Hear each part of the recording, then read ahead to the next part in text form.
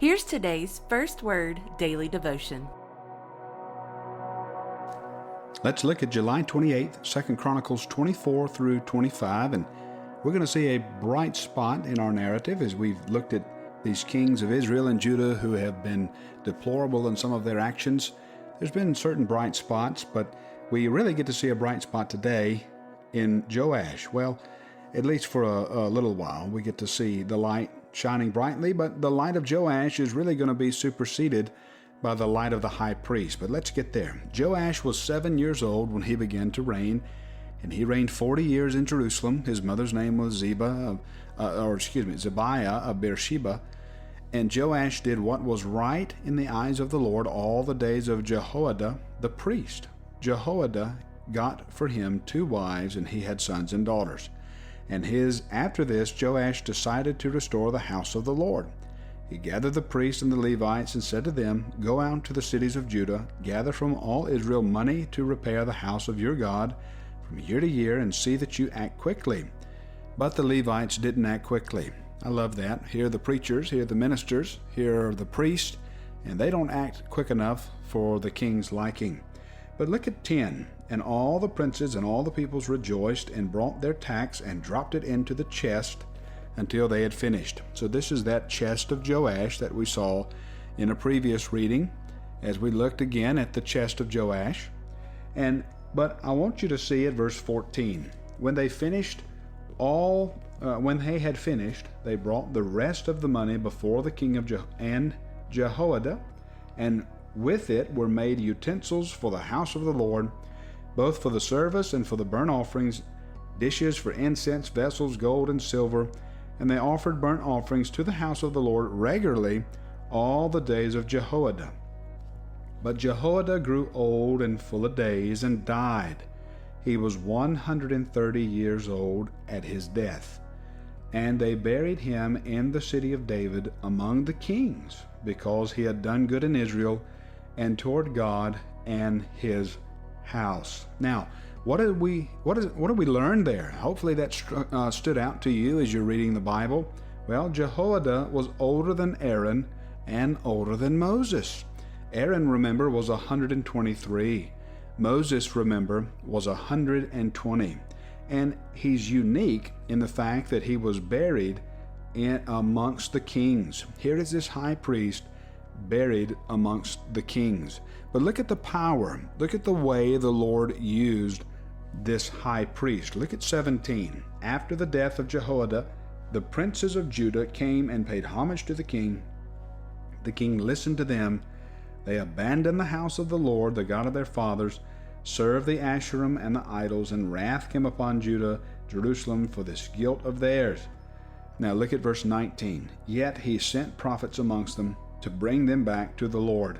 These testified against them, but they would not pay attention. And so notice how particularly important this high priest is. He was able to hold the nation's worship. He was able to hold at bay the secular forces of the other princes of Judah. And after he died, well, chaos ensued. And of course, we see the Lord's faithfulness here as well. Because even though they decided to despise and reject the Lord, he still sent prophets. And look at what he did to bring them back to the Lord. Speaking of a prophet, notice verse 20. Then the Spirit of God clothed Zechariah. And who is Zechariah? Well, he's the son of Jehoiada the priest.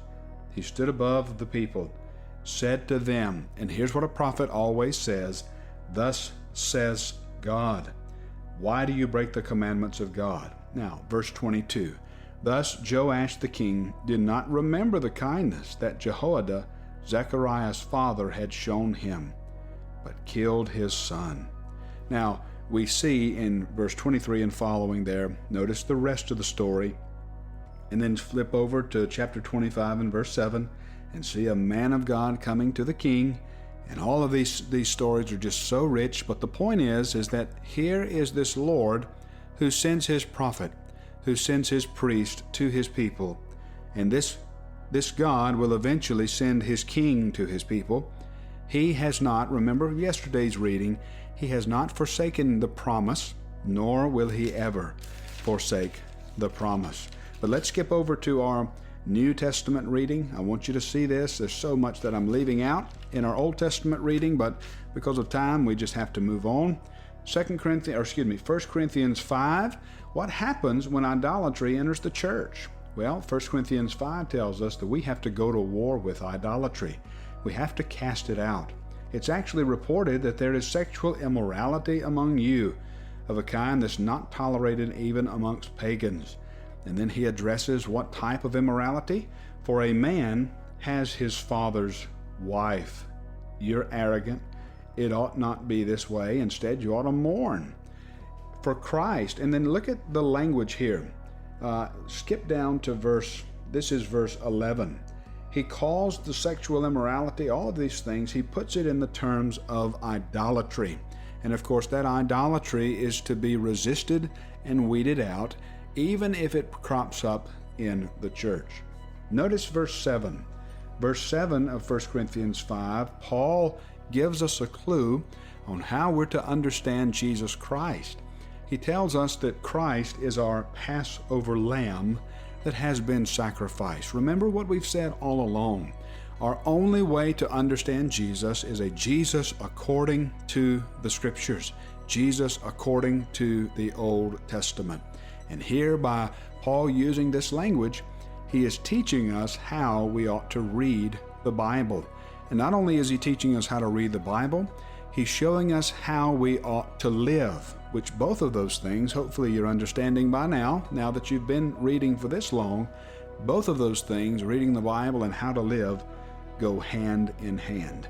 And of course, verse 9, we're taught how we're to act towards outsiders. And that's an important portion as well. And Psalm 24 tells us how we act and why we act to outsiders. Because the earth is the Lord's and the fullness thereof, the world and those who dwell therein. He has founded it upon the seas, established it upon the rivers. And then here's the question. Who shall ascend the hill of the Lord? Who shall stand in his holy place? He who has clean hands and a pure heart, who does not lift up his soul to what is false and does not swear deceitfully. And we can say for all of us, that is Christ. For all of us, because of Jesus, we are those.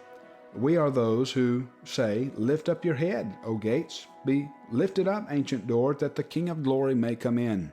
And here's the question. Who is the King of glory? Well, verse 10, he is the Lord of hosts. And it's this Lord that we're invited to love. And we love him by turning away from idolatry.